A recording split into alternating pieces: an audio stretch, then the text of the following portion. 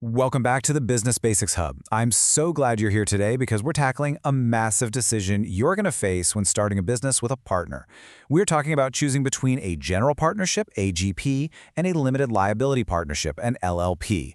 Whether you're teaming up with your best friend to open a local agency or maybe partnering up with a colleague for a new professional service, picking the right structure here can literally save your personal savings down the road. So let's jump right into this explainer and get you set up for success.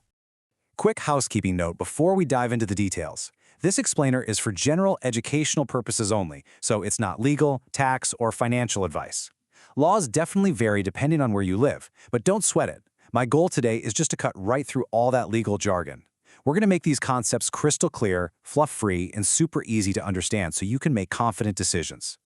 All right, here is our roadmap for today. We're going to define GPs and LLPs, uncover exactly why this choice matters for your wallet, compare the pros and cons, walk through a step-by-step formation guide, and finally, look at some common beginner mistakes you'll definitely want to avoid.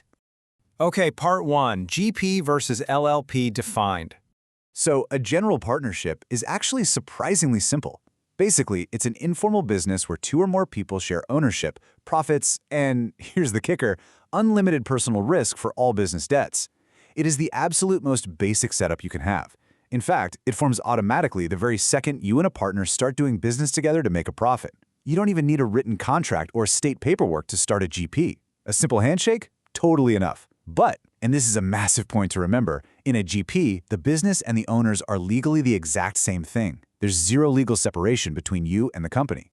Now contrast that with an LLP, which acts kind of like a financial firewall. An LLP is a formal business structure. It gives partners active management rights while protecting their personal savings from other partners' mistakes. Unlike the GP, an LLP acts as a completely separate legal entity from its owners. It can own property, it can enter contracts in its own name, the whole shebang. Because it creates this protective shield around your personal assets, it's incredibly popular with licensed professionals. Accountants, architects, lawyers, folks who want to work together safely. Moving on to part 2, why this choice actually matters. I really want you to think about this for a second. What happens to your personal savings if your business partner makes a massive mistake? Let's say they sign a terrible contract without telling you, or maybe they accidentally cause major property damage on the job. Suddenly, the business owes a huge amount of money. Who actually pays for that if the business bank account runs totally dry? Well, let's break down that legal jargon of unlimited liability into plain English. In a general partnership, your personal house, your car, your personal bank accounts, they are all on the line. If things go south, creditors can and absolutely will come after your personal money. However, in an LLP, your personal assets are shielded from your partner's errors. The business itself might lose its money, and sure, the partner who actually made the mistake might be in trouble, but your personal savings stay safe. It completely changes the amount of stress you carry as a business owner. All right, part 3, pros and cons compared. Let's weigh the good and the bad here so you can confidently map out what works for you. First up, the general partnership. On the plus side, it's instant, absolutely free to form, and very flexible.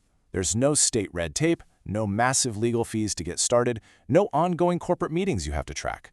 But look at the cons. Unlimited personal risk. Plus, you are legally bound by literally any deal your partner makes. Any partner can sign a contract that binds the entire business. If your partner buys $50,000 worth of useless inventory, guess what? You're personally on the hook to pay for it. Trusting someone in a GP really means trusting them with your entire financial future. Now let's contrast that with the limited liability partnership. The pros here are all about protection. It shields you from a partner's malpractice and it avoids double taxation. That just means the business profits pass straight through to your personal tax return. Easy enough. But the cons? Well, it actually costs money to register and keep up with state filings. Also, it's not allowed in all states for all business types. Places like California or New York, for example, only let licensed professionals form LLPs. And here's the biggest warning. You are never protected from your very own personal mistakes. An LLP protects you from your partner's negligence, but if you're the one who messes up, yeah, you're still personally responsible. Section 4, your step-by-step formation guide. Okay, so if you're ready to get going, here is a simple master plan in 5 clear steps. Step 1, choose a deeply trusted partner and pick a business name. Step 2, and this is a big one, draft a written partnership agreement. I seriously cannot emphasize this enough. It acts as the rule book for how you share profits, handle disputes, and make decisions. Never, ever skip this. Step 3, file your state paperwork. That's a required step if you're going with an LLP or operating under a fictitious business name. Step 4, head over to the IRS website to grab a free EIN, an employer identification number, and use that to open a dedicated business bank account. And finally, Step 5, obtain any necessary local licenses and get business insurance. Because whether you're a GP or an LLP, insurance is always your best friend when things go wrong. Finally, Section 5. Common beginner mistakes. Let's rapidly fire off some high-level warnings so you avoid the quicksand. First mistake, operating without a written partnership agreement. Doing this means your state's default laws are going to run your business, not you.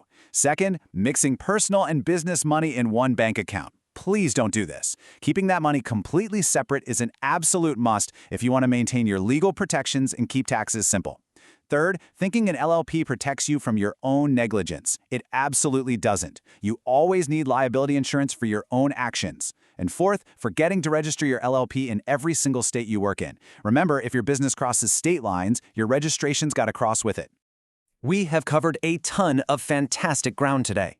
Now, just to reiterate our standard disclosure clearly, this content is for general educational purposes only and isn't legal, tax, or financial advice. Laws and requirements definitely vary by state and by your individual situation, so please consider consulting a qualified professional for guidance specific to your unique setup. Honestly, it's always worth it for the peace of mind. Thanks so much for joining me for this explainer. If you're finding these helpful, definitely subscribe to the channel and hit that notification bell so you're notified when new content drops. Don't forget to like, and hey, feel free to share it with someone who could use a little business clarity as they start their own journey. Leave a comment below, and I want you to ask yourself, if your partner made $1 million mistake tomorrow, would your life savings be ready for it? Let that sink in. I'll see you next time on the Business Basics Hub.